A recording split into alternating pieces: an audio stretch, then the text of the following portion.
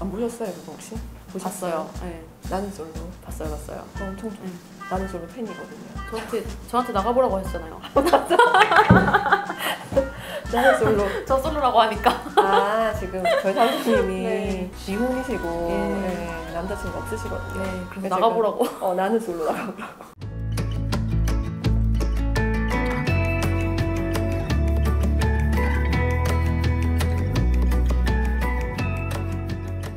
나는 솔로 돌싱 특집이었는데요. 어떤 분이 혼전 임신으로 결혼하게 되었는데 네, 알고 보니까 본인의 아이가 아니었다. 헤어진 여자친구를 책임지기 위해서 결혼했는데 1년 후에 사실은 그 아이가 나의 아이가 아니라 다른 남자아이라는 걸 알게 되어가지고 힘든 시기를 보내다가 나오신 그런 경우가 있었거든요. 근데 실제로 그런 케이스가 좀 있어요. 성적으로 많이 이제 자유로워지셨잖아요. 한승연애를 하는 과정에서 내가 혼전 임신을 했는데 이 애가 A남의 애인지 B남의 애인지 헷갈려하는 경우가 있어요. 그리고 경우에 따라서 A남의 아이인데 B남이 더 조건이 좋으니까 속이고 B남의 아이인 것처럼 해서 B남이랑 결혼하는 경우도 있어요. 그런 생각을 하게 된다는 게 아이고. 실제로 간통죄 폐지된 이후에 유전자 검사를 하는 수요가 굉장히 급증했다고 해요. 검사 대상자인 분들이 방문하시기도 하고 요즘은 출장 와서도 해주신다더라고요. 맞아요. 네, 집에 출장 와요. 네. 그래서 옛날에는 거의 뭐 80만 원, 100만 원대. 요즘은 그 수요도 많고 그에 따라서 서비스 해주시는 분들도 많다 보니까 뭐 10만 원대 유전자 검사 할 수 있다고 하거든요. 입볼에 있는 상피 세포를 채취한다거나 머리카락을 뽑아가지고 유전자 검사를 돌리면은 신장이 아니냐, 뭐 99.99% 뭐 아니다, 뭐 이런 식으로 나오기도 하고 그걸 가지고 신장관계 부존재 확인에 소를 제기하면 되는 거거든요. 이 아이가 내 아이 아닌 걸로 나왔으니까 이거 정정해주세요 하면 안 해줘요. 판결을 받아야 돼요. 그래서 그 판결을 받아서 판결문을 내야지 해당 그 행정기관에서 가족관계 증명서도 새로이 정정해 주시고 하는 거거든요. 이제 그 소송에서 다툴 건 없는 거죠. 그 유전자 검사지가 있으면. 아 맞아요. 그래서 친생자관계 뭐 부존재 확인해소 같은 경우에는 뭐 1년씩 걸리는 그런 소송은 아니고 그러니까 유전자 검사 결과만 확실히 있으면은 빨리 끝나요. 근데 문제는 이런 거죠. 난 유전자 검사 안 할 거야. 그 아이나 아니면은 엄마 같은 경우에 원하지 않아서 받고자 하는 경우가 있을 수 있잖아요. 그런 경우에는 법원에서 이제 수검 명령을 내려요. 그래서 그 수검 명령을 받아서 검사 결과를 받거든요. 그래서 그걸 만약 안 하면 과태료 처분한다거나 강제할 수 있는 이런 방안도 있어요. 안타까웠네요. 안타깝다. 감정이입. 인지 청구해줘라고 해서요. 친구가 무슨 10살짜리가 갑자기 내가 아빠라고 찾아왔잖아. 얼마나 당황스럽겠어. 애기도 아닌데. 그래 맞다. 아빠 아들 맞다 라고 이미 인지가 안 되니까 인지 청구해소라는 걸 제기해서 인지를 해야 부자지간이 생기게 되는 거거든요. A라는 남자의 아이인 거를 알아요. 그러면 이 사람한테는 결혼을 해야 되는 의무 같은 게 있어요? 결혼을 해야 되는 의무 없죠. 네.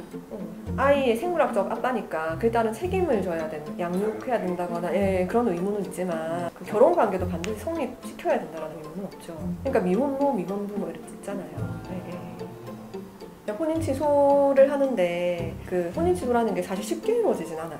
변호사님 저 사기당했어요. 저 학력도 속이고 직업도 속이고 다 속였어요. 저는 혼인 취소해가지고 깨끗하게 오시는 분들이 있어요. 근데 실제로 그걸 소송을 가면요, 판사님들이 혼인 취소하는 데서 굉장히 엄격하게 보시거든요. 그래서 거의 이혼으로 정리되는 경우가 많아요. 사실 혼인 취소하면 좋잖아요. 더 깔끔하다라고 보고 둘이 그냥 말을 맞추는 거예요. 혹은 뭐 판사님 앞에서 우리 혼인 취소를 해주세요. 우리는 이혼 안 하고 혼인 취소를 할게요 라고 서로 합의가 된다 하더라도 이건 법원의 직권사항이거든요.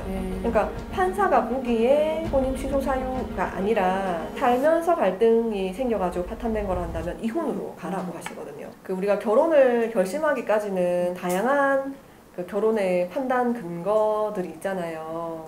그런데 오로지 그거 하나만 가지고 혼인 취소라고 하기에는 조금 무리가 있는 것 같아요. 정말 그냥 그 사람의 실체 자체가 허위라고 볼만할 정도로 거짓말이 많고 그 정도가 되면은 이제 혼인 취소가 되고요. 그게 아니라고 한다면은 잘 인정되지 않아요.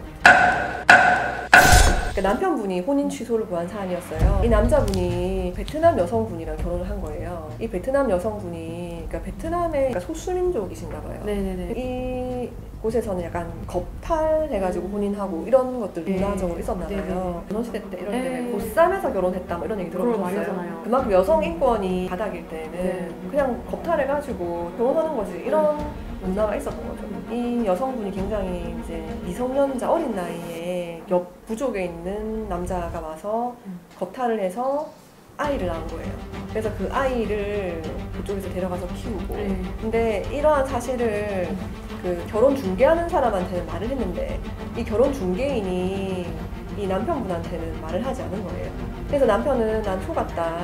심지어 그 아이를 낳은 이력도 있고 한데 그거에 대해서 난 속고 결혼했기 때문에 이 혼인 취소되어야 된다라고 했는데 그걸 기각시킨 그런 사례가 있어요. 이게 발단은 어떻게 됐냐면 이 원고의 그 계부가 되시는 분이 어떻게 보면 며느리인데 네. 이 그 피고 베트남 여성분을 강간한 거예요.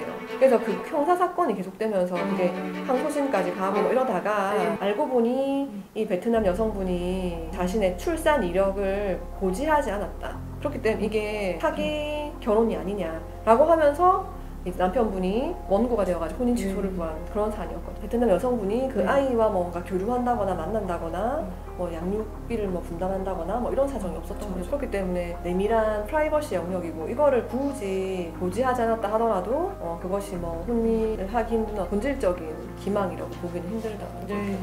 네, 그리고 심지어 이분이 되게 어린 나이에 이제 본인의 이상 상관없이 이렇게 된 거니까. 비슷한 케이스인데 출산 경력을 고지하지 않았을 때 혼인 취소가 된 케이스도 있어요. 판례는 케이스 바이 케이스. 네, 진짜 천편일률적으로 뭐 네, 그렇다고 해서 너는 혼인 취소 안 돼. 이게 100%는 아니라는 거죠. 여기 그런 포인트도 있어요. 진짜 적극적으로 자기가 숨기려고 한 건지 혹은 이 남편이 그걸 물어봤는지 일부러 감춘 게 아니라는 거지. 문제는. 왜냐면 맞아요. 이 사람은 국제결혼 고지를 중매쟁이한테는 말했잖아요. 네. 혼전 임신으로 결혼을 했는데 알고 보니까 내 아이가 아니었다. 뭐 이런 경우 혼인 취소 사유가 아닌지도 검토해볼 필요가 있다. 그래서 맞아요. 실제로 그 혼인 취소도 하면서 신장관계 부존재 확인에서 그걸 같이 병행해서 해가지고 정리하는 경우가 좀 더 일반적인 것 같아요. 이혼을 하는 경우보다는. 네.